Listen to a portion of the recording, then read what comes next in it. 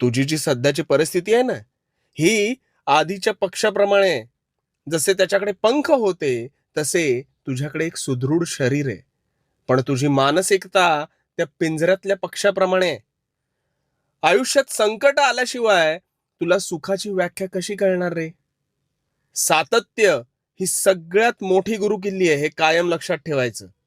म्हणून पडलास की थांबायचं नाही. पुन्हा एकदा उठून उभं राहायचं. आणि मग तुझ्या समोर नशीब सुद्धा हरेल आणि तुला अपेक्षित मार्ग हा आपोआप दिसू लागेल. म्हणून तुझ्यावर जी संकट येतात ना, ती मुद्दाम येत नाहीत रे. त्यातून वाट काढून पुढे गेलास की तू आपोआप सुखी होशील.